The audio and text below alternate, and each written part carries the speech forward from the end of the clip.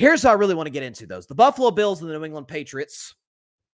Game that I did not expect to be close, but by about a few minutes in, you're like, okay, Buffalo's probably in some trouble. Patriots ended up winning 29-25. Before I get into Buffalo, I know what the elephant in the room is. Okay, I know, I get it. Oh, Bryson, you got to apologize to Mac Jones. Oh, Mac Jones balled out yesterday. By the way, Mac Jones, 25 of 32 touchdown passes. Okay, at a QBR of 78, pass rating of 126. Mac Jones was great. He was excellent yesterday. I have not for this game. I got nothing bad to say about Mac Jones. Nothing. But even backups have good games. I mean, what can I say? Even backups have good games every once in a while. Because that's what Mac Jones is. I'm not going to let one good game be because that's what a backup is. A backup is capable, out of every 5 games, of lighting it up. A good backup, at least. And I think Mac is capable of being that. But I'm not going to let one game blind me from what I've seen through the first 6 games up to this point of the season, through all of last season, through the last month of Mac Jones' rookie year. So I have darn near 30 games of evidence to say he's a backup quarterback. I'm not going to let just one great game in his first good game at all since Thanksgiving of last year against a terrible Vikings defense. I'm not going to let that shade my view of Mac. He played well. Props to him. Led a game-winning drive, by the way, at the end. Got to give props to him. He played well yesterday. But that's not the norm. Okay, he's still a backup. As for Buffalo, to me, the far bigger story in this game. So, said before the year, I didn't have them making the playoffs. And I was starting to slowly shift, do a little Cupid shuffle to the left, to the left, to the left. I was starting to. I really was. After they got off, what were they at? 3-1, 4-1? They're 3-1. That's right. But I said on this show, you can go back and check, when they dominated the Miami Dolphins at home, beat them by 4 touchdowns, 48-20 was the final score in that contest. I said, if you buy the Buffalo Bills, that's fine, but I've seen them do this before. They got off to a 4-1 start in 2021. Got up to a 6-1 start in 2022. Seen them do this before and then come cratering down in the playoffs. I've seen them do it. I've seen Josh Allen do it. See this Bills coaching staff do it. See this defense do it. See the offensive line do it. So I didn't think it was unfair. I said, I don't think it's unfair of me to say I'm at the point where I'm like, I will not believe it until I see it. Frankly, I didn't love the roster coming in this year. I definitely don't love it now that 2 of their best defensive players, probably their 2 best defensive players, if we're being honest, Matt Milano and Tre'Davious White, are gone for the season. Von Miller's not the same player he was, certainly coming off an injury. He's just not the same impact player he was even coming into last season. But I said last week in Disney World on Monday that when they beat the Giants 14-9, I said, this is quite obvious, of course, that if not for an awful clock mismanagement error on the part of the Giants offense at the end of the first half, and if not for probably a missed pass interference call at the end of that game, Giants win in Buffalo with the Bills scoring 14 points. They lose to Mac Jones yesterday. And why did they lose to Mac Jones? Well, of course, the defense collapsed on the final drive. But to me, the tone for this game was set. And guys, I really like Josh Allen as a guy. And I think he's a special quarterback. I think he's a special talent. As you mentioned, let me put the list again. I think Josh Allen, you see him there in the bottom right corner. There's Josh Allen's smiling face. I think he's absolutely one of the 8 quarterbacks. And I'm like, I've seen you be great when things aren't great around you. I've seen him do it time and time again. You name your price, I'll pay you what you want, buddy. In that same breath, and I love Josh Allen. I love him. I want to buy all the way into the hype so bad. He can't help himself. Sometimes, folks, just certain things are in our DNAs. Some things we just can't, or I shouldn't say DNAs, it's plural, in our DNA in general.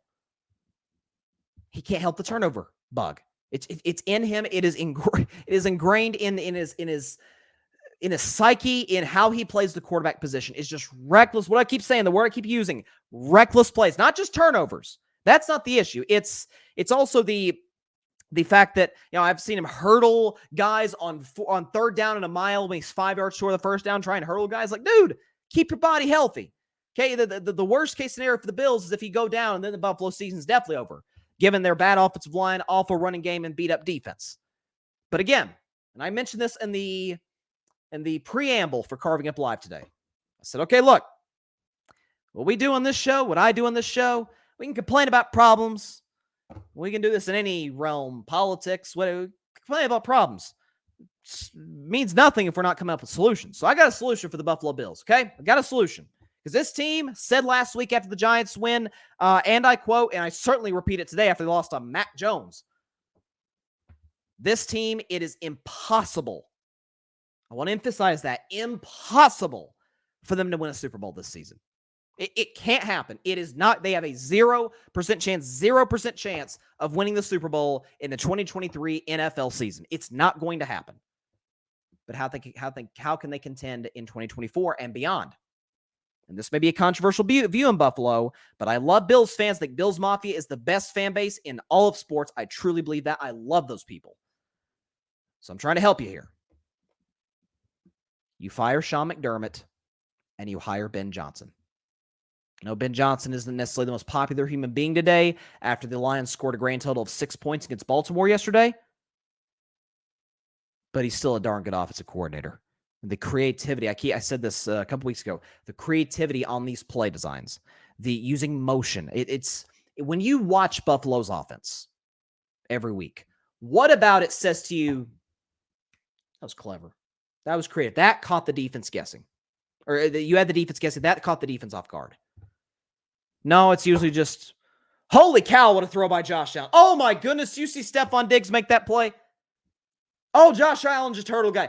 Oh, Josh Allen just threw a really ugly interception. Oh, they can't protect him to save their lives. I think Sean McDermott's a good coach. I think he's proven that. We've seen Sean McDermott get to the playoffs without Josh Allen. His first year in Buffalo, he did that. But there needs to be, we talk about identities and what, for Philadelphia, they know who they are. I don't think Buffalo really knows who they are right now. I think if you shift to an offensive mind, by the way, when did Josh Allen's best years come? With Brian Dable. By the way, look what Brian Dable's doing with Tyrod Taylor. I know the Giants are putting up gaudy offensive numbers. Tyrod Taylor's playing pretty solid football right now. He's a good backup. He's playing pretty solid football. Now that you got Ken Dorsey, and this isn't a shot at Ken Dorsey necessarily. I don't think he's incompetent, but there's some limitations there. Buffalo's just simply not a creative offense. They don't keep defenses guessing. They rely solely on the pure God-given talent that Josh Allen has. But the downside of that is that not that Josh Allen isn't capable of carrying Buffalo, because he is. We've seen him do it before.